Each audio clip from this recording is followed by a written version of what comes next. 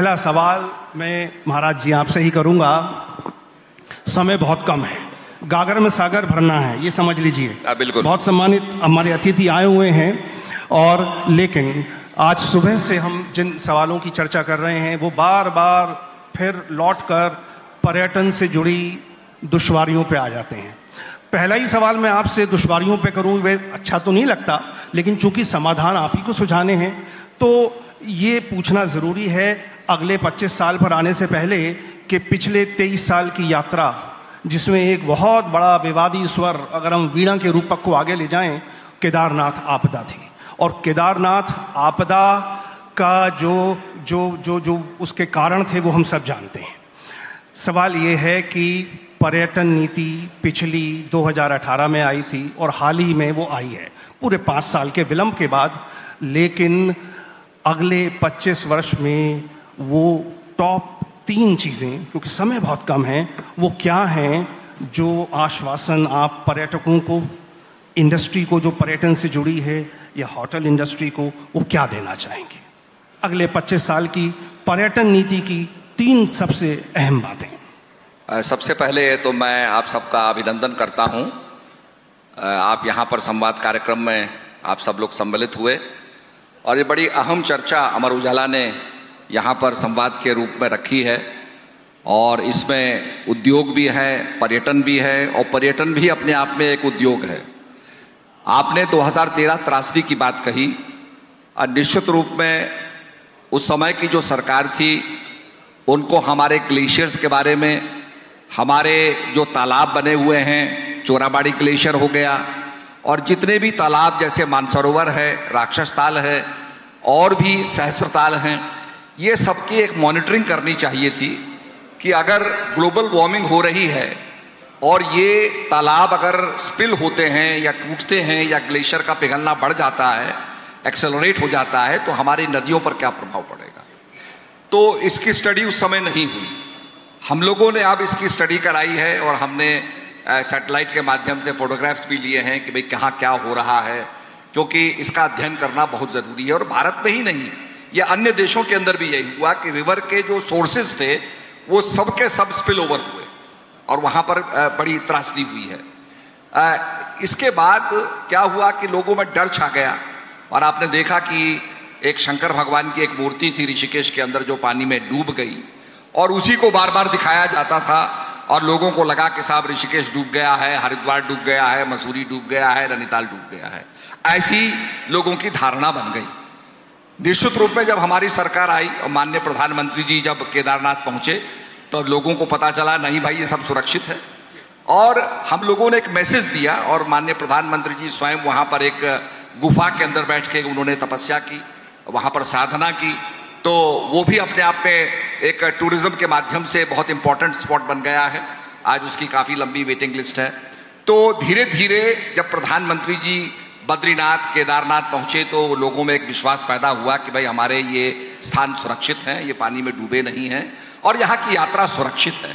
उससे भावना जागृत हुई, और आपने देखा कि त्रासदी के बाद मंदिर के ठीक सामने एक भैरवशिला आ गई, जिसने कि पूरी मंदिर की एक रक्षा की और पानी को स्पिल बांट दिया। उसके बाद हमने जो रिमोट एरियाज हैं जैसे जादुम है, जहाँ पर 1962 के अंदर चाइना वॉर में उस गांव को खाली करा लिया गया था, उसको टूरिज्म में हम ला रहे हैं। गरतांग गली जहाँ से 80 साल पहले टिबेट से व्यापार होता था, उसको हमने रेनोवेट करवा करके उसको चालू कर दिया है टूरिज्म के लिए। तिबरसैन महादेव जो हमारी सीमा में है, आपकी नीति घाटी के अंदर है, जहाँ पर अमरनाथ की तरह स्वयंभू शिवलिंग बनता है, उसको हम टूरिज्म के लिए खोल रहे हैं। तो हमने रिमोट एरियाज के अंदर जहाँ हमारी जो रिमोट गांव हैं ये मजबूत हो, यहाँ की इकोनॉमी और भी संपन्न हो, और यहाँ पर टूरिस्ट जाए, इसके हमने सब काम किए। महाराज जी देखिए, प्रधानमंत्री आए तो उससे पर्यटकों का सैलाब भी ज़्यादा उमड़ा, लोगों की जिज्ञासा उत्कंठा बढ़ी और लोग आने लगे।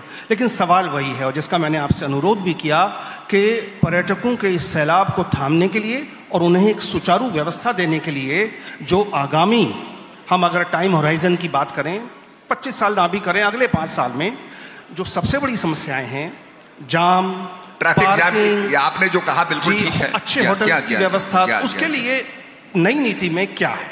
इसके लिए मैं आपसे कहूंगा कि सबसे पहली बात यह है कि हम सबको कैरिंग कैपेसिटी, जो भी शहर है, टाउन है, चाहे केदारनाथ हो, चाहे बद्रीनाथ हो, चाहे जोशीमठ हो, जो भी जगह हैं जो रास्ते में पड़ती हैं, वहाँ की कैरिंग कैपेसिटी के बारे में सोचना पड़ेगा और पूरी यात्रा को हमें रेगुलेट करना पड़ेगा ताकि लोग वहाँ जाएं, उनको व्यवस्था मिले, कहीं पर भी स्पिल ओवर ना हो, कहीं पर भी अव्यवस्था ना हो, इस पर हमें देखना पड़ेगा। ठीक है। और ये सब चीजें हैं, इसलिए हम लोग क्या कर रहे हैं, अभी आपने देखा कांवड़ यात्रा आने वाली है। कांवड़ यात्रा जो है आज कुंभ से भी बड़ी हो गई है, तो हम लोग इसके लिए जो है यात्रा जो है एक हम संस्था बना रहे हैं, जिसके अंदर जिसके अंदर सारी यात्राओं को देखा जाएगा, उसका संचालन किया जाएगा। तो ये जो ट्रैफिक बढ़ा है, इसमें हमने कुछ सड़कों को भी बनाया है, सड़कों को भी किया है, अभी अपने ऐप भी लाए हैं, इसको अब एक्सटेंड भी कर रहे हैं। पर ट्रैफिक इतना ज्यादा हो गया है कि उसके लिए डाइवर्जन्स को निकालना, ये सब कुछ कर रहे हैं। अभी आपने देखा होगा हरिद्वार के अंदर हमने फ्लाईओवर बनाए हैं और भी एक्स्ट्रा हम जोड़ रहे हैं। अभी मोहन से लेकर के आपने देखा होगा बन रहा है और उसमें आप 2.5 घंटे के अंदर दिल्ली पहुंच जाएंगे। तो ये सब काम किए जा रहे हैं, पर फिर भी उसके बाद इतना ज्यादा ट्रैफिक है। आप अभी मैं अमेरिका में था, तो वहां पर भी इतनी सड़कें होने के बाद, फ्लाईओवर होने के बाद वहां भी ट्रैफिक जैम होता है। तो ट्रैफिक जैम की समस्या तो रहेगी, पर उसके निदान के लिए हमने काफी कुछ सोचा है और आने वाले समय में आप देखेंगे कि लोगों को इससे ठीक बात है महाराज जी, आपने बहुत इंपॉर्टेंट बात कही। धारण क्षमता हमारे शहरों की, देखिए प्रचार तो जम के हो रहा है और हमारी इच्छा है, सरकार चाहती है, राजस्व साथ आता है टूरिस्ट के, कि ज़्यादा से ज़्यादा टूरिस्ट आए। लेकिन ये बहुत अच्छी बात है और बड़ा आश्वस्तकारी है ये सुनना कि शहरों की, बल्कि कहना चाहिए कि जोशीमठ जैसे धरकते शहरों की धारण क्षमता पर सरकार के भीतर अगर विचार हो रहा है तो ये बड़ी अच्छी बात है।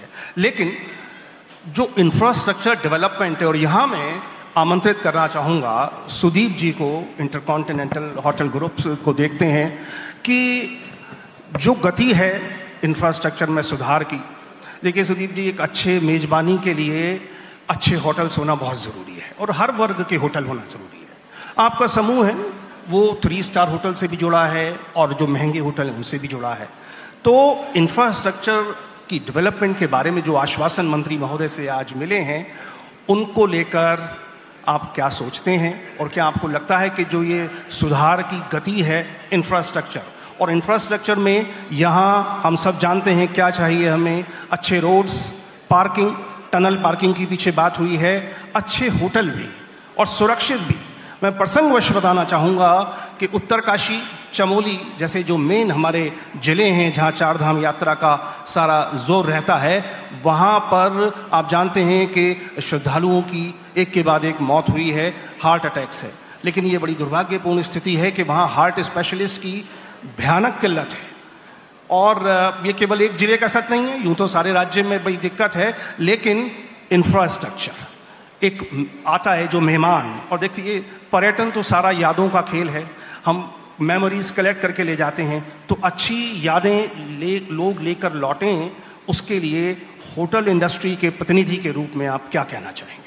जी देखिए, जब इंफ्रास्ट्रक्चर की बात होती है तो जनरली हम लोग सोचते हैं road, airport, rail station, bus station, पर जो आप टूरिस्ट की तरह देखते हो, जो हम देखते हैं कि आज हम क्या, जब गेस्ट आता है हमारे होटल्स में तो हम उनकी मानसिक दिशा में जाना चाहते हैं और बोलते हैं कि भैया उनको क्या चाहिए कि वो होटल में ज़्यादा रहें या क्या नहीं चाहिए। वो रोड देखिए, जिस तरह हमारी जनता बढ़ रही है, हमारे जो इंफ्रास्ट्रक्चर डेवलपमेंट हो रहा है और जिस तरह हमारी इकॉनमी बढ़ रही है, तो वो पेस रखना थोड़ा मुश्किल है। देखिए अब दिल्ली का एयरपोर्ट बना, राइट, जो कैपेसिटी है नाउ फुल कैपेसिटी तक पहुंच चुकी है ऑलरेडी, तो और इंफ्रास्ट्रक्चर एक रात में तो बनता नहीं। मैं कहता हूं जिस गति से हम चल रहे हैं वो गति पहले से कहीं ज़्यादा है राइट। क्या वो संतुष्ट है आगे जाने के लिए 25 सालों के लिए? जी नहीं राइट। और इंफ्रास्ट्रक्चर की बात रही तो हम ज़्यादातर, जैसे मैंने कहा, ध्यान देते हैं एयरपोर्ट। अब ये उड़ान स्कीम से एयरपोर्ट बहुत बन गए हैं। अब उत्तराखंड में ही 3 एयरपोर्ट आपके हो गए हैं, जो पहले एक होता था देहरादून, उसके बिना आप कहीं और जा ही नहीं सकते थे, राइट। पर रोड भी बन रहे हैं। अब जैसे दिल्ली जाने आने में 2.5 घंटे, अब 1.5 साल के बाद 2.5 घंटे लगेंगे। परंतु जो टूरिस्ट है वो ये नहीं देखता कि 2.5 घंटे लगेंगे कि 4।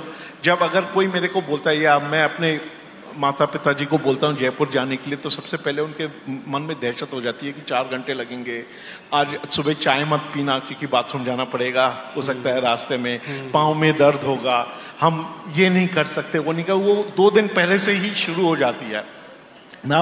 हम इंफ्रास्ट्रक्चर रोड वगैरह तो बना रहे हैं, पर जो सुविधाएं मिलती हैं जी रास्तों में, राइट, चाहे आपको वो अब देखिए फास्ट टैग से कितनी सुविधा हो गई है कि अभी हम ट्रैफिक में मतलब टोल प्लाजा पे नहीं रहते हैं, पर जो रेस्ट एरिया है, खाने पीने की जगह है, साफ सुथराई है, जो हम कहते हैं वो जैसे आज भी अगर आप कई जगह टूरिस्ट एयरपोर्ट पे पहुंचते हो, सबसे पहले आपको ग्रीटिंग मिलती है वो टैक्सी ड्राइवर से कि सर यहाँ ले जाऊँ वहाँ ले जाऊँ, और मन में यही दहशत होती है कि ये ठीक मेरे से चार्ज कर रहा है कि थोड़ा मतलब मेरे को टोपी पहना रहे हैं राइट। तो आई थिंक जब तक वी डोंट हैव वो कॉन्फिडेंस हम नहीं देंगे कस्टमर को राइट कि आपके लिए ये जर्नी राइट बड़ी ही सुविधाजनक होगी, और आप जैसे आपने कहा कि हम उसकी एक्सपीरियंसेस को हम मेमोरीज में डाल देंगे राइट। जब तक वो भी साथ साथ नहीं होगा तब तक वो जो हम ग्रोथ चाहते हैं राइट टूरिज्म में, स्पेशली ऐसे स्टेट में, अब आप देखिए उत्तराखंड में आपके धार्मिक भी हैं स्थान, आपके सारे ताल्स हैं राइट, पहाड़ हैं राइट, आपका खाना पीना अलग है, तो जितनी यहाँ पे स्टोरीज और एक्सपीरियंसेस योग है राइट जो हम कर सकते हैं वो उसमें तो अनसीमित अपॉर्चुनिटीज हैं, पर जब तक वो सुविधाएं नहीं होंगी लोग सोचेंगे कि मैं गाड़ी में बैठूं और जाऊं कि नहीं जाऊं, कि मैं कहीं और चला जाऊं। जैन साहब बहुत इंपॉर्टेंट आपने तब बिंदुओं को स्पर्श किया है। देखिए हमारी ऑडियंस में बहुत सारे लोग वे हैं जो नीतियों का क्रियान्वयन करते हैं, है ना, उनको धरातल पर उतारते हैं। तो आपने जो टूरिस्ट कॉन्फिडेंस की बात की वो बहुत नोट करने लायक बात है, और यहीं आकर मैं इंडस्ट्रियलिस्ट के जो कॉन्फिडेंस है, जो पूंजीपति हैं, जो अपना पैसा लगाते हैं, और पैसा ज़रूरी है, तेल तो तिलों से निकलता है, रोजगार तो उद्योगों से आएगा, कृषि की तो सीमाएं हैं। हम जानते हैं उत्तराखंड में खेतीबाड़ी के 2 सबसे बड़े दुश्मन हैं, दिन में बंदर और रात को सूअर, वो किसान को सोने नहीं देते। तो कृषि सुकड़ रही है, जोत भी सुकड़ रही है, इंडस्ट्री पर दारोमदार है, लेकिन इंडस्ट्रियलिस्ट का, उद्योगपतियों का कॉन्फिडेंस जो लेवल है वो क्या है? इसका सबसे सही जवाब मुझे लगता है रजनीत कोहली साहब देंगे। रुद्रपुर में 18 साल पुराना आपका प्लांट है, और जैसा कि अभी अनौपचारिक बातचीत में उन्होंने बताया उनके जो देश भर में 100 के करीब जो प्लांट्स हैं उनमें ये सबसे महत्वपूर्ण या टॉप 5 में आता है। हम रुद्रपुर प्लांट के बारे में उनके जो अनुभव रहे हैं वो भी पूछेंगे, और जो सबसे बड़ी बात कॉन्फिडेंस, एक उद्योगपति का कॉन्फिडेंस उत्तराखंड में उसकी आज क्या स्थिति है, और कैसे आने वाले 25 सालों में उसे हम लगातार बढ़ता हुआ देख सकते हैं। Thank you Sanjay ji. And सबसे पहले तो मैं ब्रिटानिया की ओर से पूरे अमर उजाला परिवार को हार्दिक शुभकामनाएं देता हूँ 75 ईयर्स के लिए। It is India's leading newspaper, बहुत ही मजबूत न्यूज़पेपर है, और जो आपकी अनबायस्ड, बैलेंस्ड और कंसिस्टेंट जो एडिटोरियल और न्यूज़ होती है वो इट इज़ पर it is very very strong.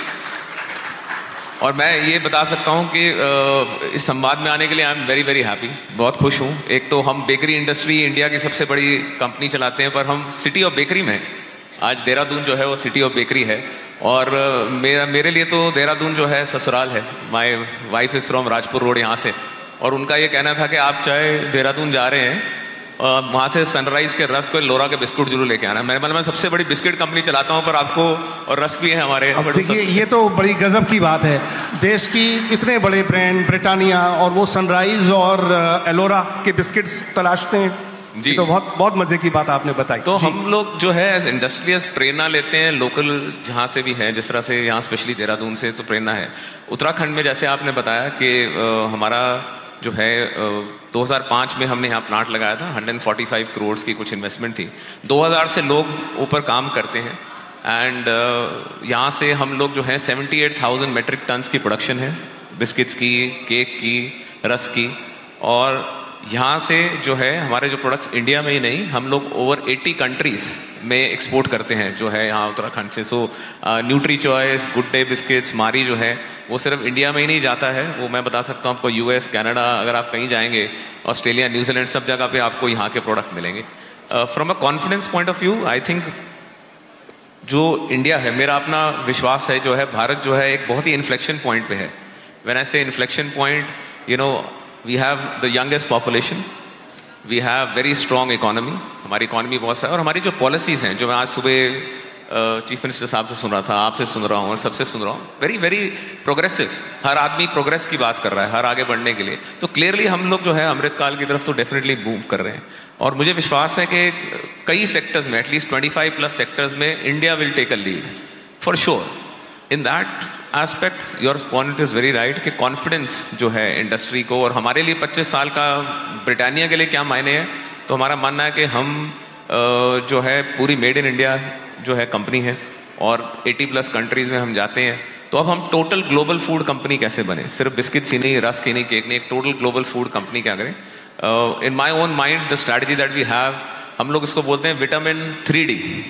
3 vitamin है, जो विटामिन 3D है, डेटा, डिजिटलाइजेशन और डेवलपमेंट। डेटा, डिजिटलाइजेशन और development, I think this not only applies to a corporate like us, वो सरकार के लिए भी है, उत्तराखंड के लिए भी है, और इंडिया के लिए भी है कि अगर हम इस पे इन्वेस्ट करें, डेटा में, डिजिटलाइजेशन और डेवलपमेंट में, और फॉर श्योर हम लोग प्रोग्रेस करेंगे। लेकिन कोहली साहब, आपका सिर्फ एक प्लांट है रुद्रपुर में, और देश भर में आपके, जैसा आपने कहा, 94 से अधिक हैं, तो कई राज्यों में तो बहुत ज़्यादा भी होंगे। उत्तराखंड में दूसरा प्लांट लगने में इतनी देर क्यों लग रही है? आपका कॉन्फिडेंस ब्रिटानिया का उतना ऊंचा क्यों नहीं है? देखिए, पहले तो उत्तराखंड का ये बता सकता हूँ कि जो हमारा प्लांट है, वाइल 94+ प्लांट है हमारे, इंडिया में भी है, दुबई में है, ओमान में है, कीनिया, इजिप्ट, सब जगह पे है, पर उत्तराखंड का जो प्लांट है 94 में से इंडिया के टॉप 5 प्लांट्स में आता है, सबसे बड़ा प्लांट में आता है। तो ये एक बड़ी चीज़ है, और 78,000 मेट्रिक टन की कैपेसिटी जो है वो काफ़ी कैपेसिटी है, और हम लोग उसको पूरा बढ़ाने में लगे हुए हैं कि कैसे इसके अंदर और बढ़ा सकते हैं। और लोकल जॉब क्रिएशन कितने डिस्ट्रीब्यूटर्स हैं यहाँ, कितना? तो हमारे यहाँ पर 2000 से ऊपर लोग काम करते हैं। We are very diverse. हमारे पास, हमारी फैक्ट्रीज में 40% महिलाएं काम करती हैं। ये एक बड़ी इंपॉर्टेंट चीज़ है, ताकि हम उनको एक एनवायरनमेंट प्रोवाइड करते हैं कि जो कि उनके लिए उनकी प्रोग्रेस हो। और हमारा मानना है कि 2024 नेक्स्ट ईयर तक हम 50% हमारी जो एम्प्लॉयज़ होंगे वो वेमेन एम्प्लॉयज़ होंगी हमारे प्लांट्स में। तो उत्तराखंड में वो है। प्लस हमारे 500 से अधिक रूरल प्रेफर्ड डिस्ट्रीब्यूटर्स हैं उत्तराखंड के अंदर ही। 32,000 प्लस हम लोग दुकानों पर जाते हैं, और 51 प्रोडक्ट्स जो है वो यहीं पे बनते हैं जो है। और एक सबसे जो खास चीज़ है, ये तो बिजनेस की बात हुई, जो एक हम काम करते हैं, हमारी एक फाउंडेशन है ब्रिटानिया न्यूट्रिशन फाउंडेशन, जो हमारा प्लांट है रुद्रपुर, उधम सिंह नगर जो डिस्ट्रिक्ट है उसके अंदर जो है, उसके आसपास जो है हमारा काम है। देखिए, इंडिया में 1 आउट ऑफ द 3 किड्स जो है उनमें आयरन डेफिशिएंसी है, और 1 and 2 किड्स एडोलेसेंट्स में एनीमिक हैं। तो जो ये संस्था काम करती है ब्रिटानिया न्यूट्रिशन फाउंडेशन, और सरकार के साथ मिलकर काम करती है, वो जो है बच्चों को और जो महिलाओं को जो है एवरीडे एक स्पेशल फूड बनता है जो गुड़, चना, मिलेट्स का मिला के खाना देती है, हाइजीन किट्स प्रोवाइड करती है। और एक बड़ी इंटरेस्टिंग चीज़ है, हमारा स्पेशल बिस्किट बनता है जो सिर्फ सेल के लिए नहीं है, वो सिर्फ बच्चों के लिए दिया जाता है, और जिसमें आयरन फोर्टिफाइड है, which is iron fortified called tiger choco. और वो बिस्किट जो है हर रोज़ बच्चों को स्कूल में दिया जाए। मुझे बताया जा रहा है, मैंने टीम से पूछा कि उसकी वजह से बच्चों के आंगनवाड़ी में और स्कूल में अटेंडेंस बढ़ जाती है, क्योंकि बच्चे मिस नहीं करना चाहते वो जो है। बहुत ही सार्थक, थैंक यू, बहुत ही ज़रूरी है आपकी पहल। और यहाँ आकर मैं फिर से मुखातिब होता हूँ हमारे लोकप्रिय पर्यटन मंत्री जी से कि अभी संकोच से शायद कोहली साहब ने ये बताया नहीं कि दूसरा प्लांट लगाने में इतनी देर क्यों लग रही है, लेकिन मैं आपसे एक सवाल पूछना चाहता हूँ एक पत्रकार के तौर पर भी। देखिए, हमारे पड़ोस में उत्तर प्रदेश है, जिसका दावा है कि हर प्रश्न का उत्तर उनके पास है, और बड़े डायनेमिक मुख्यमंत्री वहाँ भी हैं। उनकी निवेश के लिए जो व्याकुलता है, वो जो तड़प है, वो काबिल गौर है। अभी पीछे इन्वेस्टर समिट हुआ, देश विदेश में उसकी चर्चा थी और सब जगह सुर्खियां बनी। उत्तराखंड का जो आखिरी इन्वेस्टर समिट था वो 2018 में हुआ था, डेस्टिनेशन उत्तराखंड। तो उसके बाद 5 साल तक फिर यहाँ चुप्पी छा गई है। तो बिजनेस कॉन्फिडेंस कोहली साहब का बढ़े और तमाम उद्योगपति उत्तराखंड को गंभीरता से देखें, इसके लिए निवेश सम्मेलन और समिट जैसी गतिविधियां उत्तराखंड सरकार क्यों नहीं कर पा रही? नहीं, इसके लिए सबसे पहले तो मैं ये जो आपने दिखाया, इसमें प्रोटीन की जो बात आपने कही, कुपोषण को दूर करने की बात कही, तो मैं सुझाव दूंगा आपको कि इसमें किनवा का भी यूज़ कीजिए। आजकल we are growing quinoa in India, और उत्तराखंड में भी हम किनवा को उगा रहे हैं। और किनवा के बराबर जो है आपका रामदाना फाफर जो है, उसमें भी प्रोटीन कंटेंट्स बहुत ज़्यादा हैं, तो उसका भी आप उपयोग कर सकते हैं। उसके बिस्किट्स बन सकते हैं जो आंगनबाड़ी के अंदर बच्चों को बांटे जा सकते हैं। तो वो बहुत बड़ा अपने आप में काम है, और आप इसके लिए बधाई मैं आपको देता हूँ। आपने जो इन्वेस्टर समिट की बात की, तो इन्वेस्टर समिट तो हम करते ही रहते हैं, और उसके साथ साथ हमें ये भी देखना है कि जो ऑलरेडी जिन्होंने यहाँ इन्वेस्टमेंट किया है उनकी समस्याएं भी दूर होनी चाहिए। उनको भी चाहे बिजली का जो है कंटिन्यूटी हो, और सड़कों की इंफ्रास्ट्रक्चर की कंटिन्यूटी हो, बाकी और जो भी समस्याएं हैं उनका हल जो है वो हमें देना है। इसके साथ साथ मैं ये भी कहूँगा कि अभी आपने जो इंफ्रास्ट्रक्चर की बात कही, तो हमारे यहाँ 5500 होम स्टे बने हैं। होम स्टे आज गांव-गांव में बन गए हैं, और लोग आज गांव में जाकर रहते हैं। कोविड काल के अंदर बहुत से लोगों ने वर्क फ्रॉम होम किया और गांव में रह करके काम किया, और यहीं से वो काम करते थे। और उनको जो यहाँ का हमारा जो लोकल कुजीन है, जिसमें हमारा मंडवा है, बकव्हीट है, और आपका मोटा अनाज है, उसी को खा करके लोगों ने रिलिश किया उसको। तो हमारे उत्तराखंड का जो भोजन है उसको भी हम प्रमोट कर रहे हैं, कुमाऊनी भोजन को भी हम प्रमोट कर रहे हैं। तो हम ये चाहते हैं कि आगे यहाँ निश्चित रूप में इन्वेस्टमेंट हो, बड़ी अपॉर्चुनिटी है, और हमने काफ़ी इंसेंटिव्स दिए हैं। और आप ये देखेंगे कि आज की तारीख में यमुनोत्री के अंदर 4,55,596 लोग जा चुके हैं। गंगोत्री में 5,22,698 लोग जा चुके हैं। केदारनाथ में 9,80,151, बद्रीनाथ में यात्रा कर चुके हैं 8,54,551, हेमकुंड साहब में 78,706। आज 4 धाम के अंदर पूरी यात्रा के अंदर 29,702 लोग यात्रा कर चुके हैं। तो इतनी तादाद में लोग जा रहे हैं, और इसके लिए हमने बहुत योजनाएं बनाई हैं। आने वाले समय आप देखेंगे कि सारी चरितार्थ होंगी। जहां हमारे कुछ ब्रिजेस डिफंक्ट हो गए हैं, वहां पर हम चाह रहे हैं कि जो कैफेटेरिया वाले हैं, बीकानेर हैं, हल्दीराम हैं, वो वहां पर कैफेटेरिया बनाएं ब्रिजेस के ऊपर जो डिफंक्ट पड़े हैं, ताकि यात्री वहां पर स्वल्प ले सके, भोजन कर सके, चाय कॉफी पी सके, और टॉयलेट्स की सुविधा भी वो प्राप्त कर सके। तो बहुत कुछ बन रहा है, और आगे आपने देखा होटल्स भी काफी अच्छे अच्छे चेन्स यहाँ आ रही हैं। निश्चित रूप से आपने होटल्स की बात की, और साथ ही शुरू में आपने कहा धारण क्षमता। देखिए, अभी मैं आंकड़े देख रहा था जो ताज़ा हैं, कि जो टूरिज़्म जो मास्टर प्लान है उत्तराखंड का, उसके मुताबिक 2025 तक, यानी कि 2 साल बाद ही, जो ईयरली एनुअल इनफ्लो है वो टूरिस्ट का, वो 6.5 करोड़ होने जा रहा है, जबकि पिछले साल तक ये करीब 2,70,00,000 था। और जो कंबाइंड एवरेज ग्रोथ रेट है वो 7% बहुत ज़्यादा होता है। तो सवाल बल्कि आपसे भी है, लेकिन उससे पहले मैं चाहूँगा जैन साहब आप इसका जवाब दें कि इतनी शानदार ग्रोथ, लेकिन साथ ही इतनी चुनौतीपूर्ण जो ये ग्रोथ है टूरिस्ट इनफ्लो में, उसको हैंडल करने के लिए जो मेज़बानी उद्योग है, जो होटल्स हैं, उनके 2 सबसे बड़े, अगर मैं कहूँ क्योंकि समय बहुत कम है, 2 सबसे बड़े बोटलनेक क्या हैं आपकी नज़र में? जी, एक तो इंफ्रास्ट्रक्चर तो बोल ही दिया, तो वो तो देखिए उसमें सुधार आ रहा है, पर 7% अगर ग्रोथ है टूरिस्ट अराइवल्स में, तो इंफ्रास्ट्रक्चर 7% ग्रो करना मायने रखता है थोड़ा राइट। दूसरा जी है, जैसे आपने कहा, ये अब जब टूरिस्ट आते हैं, होटल में रहेंगे, कैफेटेरिया में खाना खाएंगे, रोड में रहेंगे, तो जो एम्प्लॉयमेंट है, जो टैलेंट है, राइट, आज पूरे दुनिया भर में और पूरे इंडिया भर में स्पेशली हॉस्पिटैलिटी के लिए बहुत कमी है राइट। क्योंकि आज की तारीख में जितनी बढ़ोतरी हो रही है होटल्स में, या एयरपोर्ट में, कैफेटेरियाज में, फूड कोर्ट्स में, उतने लोग आज रेडी नहीं हो रहे हैं उस इंडस्ट्री में काम करने के लिए। एंड जो हमारी जो सोच है वो थोड़ी ट्रेडिशनल है कि होटल स्कूल से उठाएंगे लोग। मैंने भी अपनी ऑर्गेनाइजेशन में बोला है कि हमें क्यों होटल स्कूल से उठाना है। अब आप घरवाल का ही ले लीजिए, आधे से ज़्यादा हमारे होटल्स के एग्जीक्यूटिव शेफ घरवाल के हैं। मतलब आप कह रहे हैं राइट स्किलिंग की कमी है, जिस हुनर के लोग आपको चाहिए वो नहीं मिलते। और देखिए, हम जानते हैं कि उत्तराखंड में फार्मा जोन बने, वहाँ पर भी ये सबसे बड़ी समस्या रही कि राइट स्किल वाले लोग नहीं मिलते थे, मतलब बच्चे नहीं आते थे, स्टूडेंट नहीं आते थे। तो इसका समाधान क्या है? Vocational school.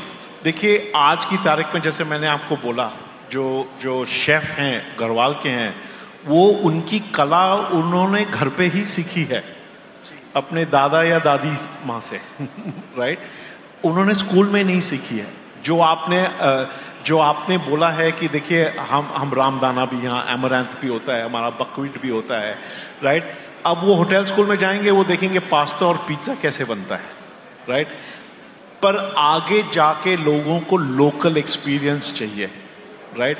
और उसके लिए हमें जरूरी नहीं है कि यूनिवर्सिटी भेजा जाए, हमें वो है कि उनका स्किल कैप्चर करके उनको कैसे स्केल किया जाए। वी हैव IHM हमारे हैं बने हुए। सर IHM, मैं तो कहता हूँ वोकेशनल स्कूल खोलो IHM में, तभी भी। मैं आपसे एक बात कहूंगा। हाँ जी। मुझे दुनिया में भ्रमण करने का मौका मिला। हाँ जी। मैं शंघाई गया, सब जगह गया, और वहां पर जब इंडियन फूड हम खाते हैं तो कुक को पूछते हैं भाई कौन बनाने वाला है, तो वो उत्तराखंड का निकलता है। वही मैं कह रहा हूँ, सबसे बड़ी बात ये है। तो ये बड़ी खुशी की बात है।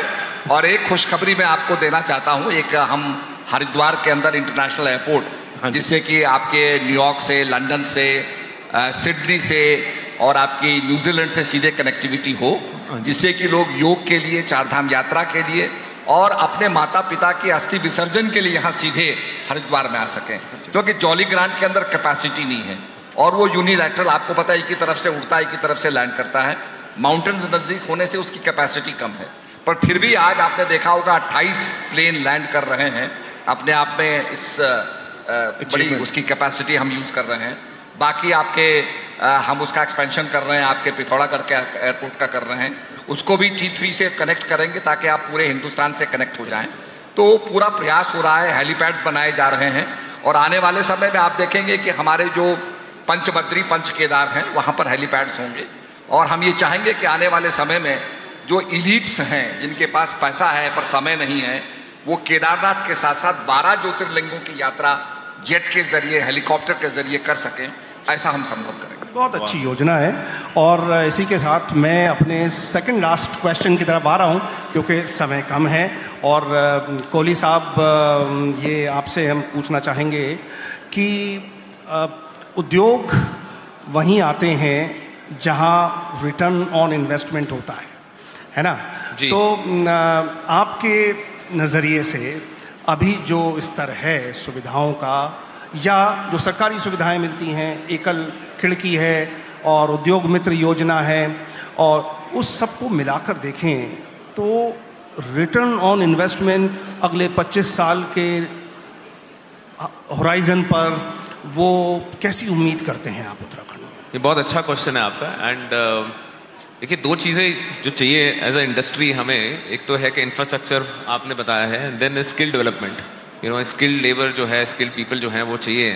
Personally speaking, I am going very energised after this forum. मैं आज सुबह जब चीफ मिनिस्टर साहब से मिला हूँ 1-on-1, उन्होंने बताया कि कुछ चीज़ें लेके आ रहे हैं जो स्टेट के लिए लेके आ रहे हैं, इंसेंटिव प्रोग्राम्स। आपसे सुन रहा हूँ जो है, so I am going very energised which is there that see I am incorrigibly optimistic person. मैं तो मानता हूँ कि इंडिया जो है बहुत ही अच्छे, जो नेक्स्ट डिकेड, आप 25 साल बोल रहे हैं, अगले कई डिकेड जो है हमारा है, that is for sure. I am a proud Indian, मैं जनरलिस्ट मानता हूँ। और स्पेशली उत्तराखंड की बात करें तो यहाँ पे तो लोग जो है स्पेशली सिर्फ यहाँ से नहीं, 1.5 फीट डाउन यहाँ दिल से काम करते हैं। तो ये जगह स्टेट के साथ तो बहुत प्यार से हम जुड़े हैं और जुड़े रहेंगे। तो we are very happy being here. और विद दिस डेवलपमेंट जो आप बता रहे हैं, जो अगर इंफ्रास्ट्रक्चर डेवलपमेंट होगा और अगर स्किल डेवलपमेंट मिलेगा, तो देयर इज नो रीजन कि companies and corporates like will not keep investing. जी, ऋषिकेश से कर्णप्रयाग रेल जा रही है जी, तो अपने आप पे ट्रेन का एक्सपेंशन हो रहा है। नहीं, बहुत बढ़िया। नेचुरली जो है, अब आपके कन्याकुमारी से कर्णप्रयाग तक ट्रेन कनेक्टिविटी हो जाएगी, तो यात्रा तो बढ़ेगी। हाँ जी। जी, अब एक रिलेटेड सवाल, और वो उसमें सब चीज़ें आ जाएंगी, ROI की बात भी आ जाएगी। अभी देखिए जो चारधाम यात्रा रूट है, आपको जानकर थोड़ा अचंभा होगा कि पहाड़ों के साथ साथ एक और पहाड़ वहाँ खड़ा हो रहा है, और वो कचरे का पहाड़ है। पॉलीथीन वेस्ट, पाउचेस, जी, प्लास्टिक वेस्ट। और चूँकि आप एक बहुत बड़े ब्रांड के कर्ता धर्ता हैं, और स्नैक इंडस्ट्री में तो बहुत यूज़ होता है ना, लेमिनेशन का, उसका, तो इस समस्या को मिनिमाइज करने के लिए जो एक ट्रेड की और जो इंडस्ट्री की जो रिस्पॉन्सिबिलिटी है, उसमें ब्रिटानिया का क्या योगदान है? ये बहुत अच्छा प्रश्न किया आपने। मैं आपको बता सकता हूँ कि जो सस्टेनेबिलिटी है is a core to our business strategy which is there, और 3 P's पे हम काम करते हैं, और मैं इसको बहुत संक्षिप्त रखूंगा। 1 is people, we talked about people already, हमने बताया। 2nd इज प्रोडक्ट लेवल पे ही आपको बता दें कि हमारे जो सभी प्रोडक्ट हैं, पहली कंपनी है भारत की जो 100% ट्रांस फैट प्रोडक्ट है हमारे। 50% प्लस हमारे प्रोडक्ट्स में माइक्रो न्यूट्रिएंट्स हैं जो एसेंशियल चाहिए हैं। एंड हर साल हमने सोच रहा कि हम कैसे सॉल्ट और जो शुगर है उसको कम करें। पर सबसे इंपॉर्टेंट P जो है वो मैं मानता हूँ प्लैनेट, जो हमें भगवान ने दिया और उसको हमें कैसे रखना है। और ये आपसे जानकर आपको बता के होगी कि 2 साल पहले ही पहली कंपनी इंडिया की है जिसने वर्ल्ड एनवायरनमेंट डे पे 100% प्लास्टिक न्यूट्रल है। यानी कि जितना भी हम प्लास्टिक बनाते हैं करते हैं, हम पूरे भारत में इकट्ठा करते हैं, और उसको 3 स्टेजों में हम लोग इसको यूज़ करते हैं। कैसे इसको रिसाइकल किया जाए, रिड्यूस किया जाए, और इसको किस तरह से हम लोग जो है रिफाइन किया जाए, इस तरह से। तो हम हर कोशिश करते हैं कि किसी भी पैकेजिंग में किस तरह का प्लास्टिक कमी हो, और 100% प्लास्टिक न्यूट्रलिटी पे काम करते हैं, along with renewable energy as well. These are very clearly, हमने कॉन्शियसली ये स्टेप पहले ही ले लिए थे कि इसको तो हमें एज अ लीडर करना ही करना है। इसके बहुत इंपॉर्टेंट बात है। और इसी के साथ आखिरी सवाल सतपाल महाराज जी से, वो ये कि देखिए अभी जो टूरिज्म इंडस्ट्री है वो एक सीजनल ट्रैप में फंसी हुई है। मतलब एक ही सीजन में, कुछ ही महीनों में, वो हम लोग कर रहे हैं, 12 महीनों का करने वाले हैं जी। और सबसे बड़ी खुशी की बात यह है कि रोपवेज हमारी बनते जा रहे हैं जी। तो जहां लोगों को पैदल चलने में या खच्चरों से जाने में बड़ी कठिनाई होती थी, अब वहां पर फर्नाकुलर हो गया है, गरारी पर चलने वाली ट्रेन, या वहां पर रोपवेज बनने जा रहे हैं। इसके साथ ही एक आपकी स्कीम थी 13 डिस्ट्रिक्ट्स 13 डेस्टिनेशन, क्योंकि एक ही समय में टूरिस्ट आए ये भी समस्या पैदा करता है, और एक ही जगह पर आए ये भी समस्या है। तो पूरे राज्य में अलग अलग। अब आप ये देखिए कि हमारे अल्मोड़ा में कसार देवी है, जहां पर वैन एलन बेल्ट का प्रभाव है। दुनिया में 3 ही स्थान है जहां पर वैन एलन बेल्ट का प्रभाव है, एक स्टोनहिंज, एक माचू पिचू, और एक कसार देवी। तो कसार देवी में काफ़ी लोग गए हैं, तो वो हम सब हाईलाइट कर रहे हैं, और हमने सर्किट्स बनाए हैं, जैसे कि अभी हमारे भट्ट जी ने कहा, तो हमने शाक्त सर्किट बनाए हैं, वैष्णव सर्किट बनाए हैं, और भगवती के सर्किट बनाए हैं, महाशु सर्किट बनाए हैं, गोलजू सर्किट बनाए हैं। तो सभी के सर्किट्स हमने बनाए, विवेकानंद के सर्किट्स बनाए कि जहाँ जहाँ विवेकानंद जी जाकर के हिमालय को देख करके उन्हें प्रेरणा प्राप्त हुई, वो भी हमारे पर्यटक भी जाकर के वैसा ही दृश्य देखें और प्रेरणा प्राप्त करें। चलिए, स्पष्ट संकेत हैं कि सरकार की दिशा स्पष्ट है, किस तरह का विकास पर्यटन का होना चाहिए। इसका देखिए विषय ये बड़ा विशद है, बहुत विराट विषय है, इस पर 2-2 दिन आप बहस करते रहें तो बातें समाप्त नहीं होंगी। लेकिन कुछ झांकी आपको देखने की ज़रूर मिली। पर्यटन और उद्योग उत्तराखंड के प्रश्न नहीं हैं, ये महाप्रश्न है, और इन महाप्रश्नों का जो समाधान है, जो उत्तर है, वो पूंजी से होगा, अच्छी प्रतिभा के स्वागत से होगा। जैसे आपने स्किल की बात की, आपने पूंजी की बात की, नए नए प्लांट्स की बात की, और सतपाल महाराज ने तो बहुत दिल खोल कर ये बता ही दिया है कि जो भी संभव हो सकता है वो करने के लिए सरकार कृत संकल्प है। मैं तहे दिल से अमर उजाला परिवार की तरफ से इस मंच पर आपका स्वागत करता हूं, और आपने इतनी बातें हमसे साझा की, इसके लिए आपका धन्यवाद करता हूं। अमर उजाला अब आपके टीवी पर भी। अपने स्मार्ट टीवी पर YouTube पर सर्च करें अमर उजाला, चैनल सब्सक्राइब करें और देखें ताज़ा खबरें, वो भी HD क्वालिटी में। और हाँ, बेल आइकन दबाना ना भूलें ताकि हर खबर हो आपके घर। अमर उजाला, निष्पक्ष, निर्भीक, निरंतर।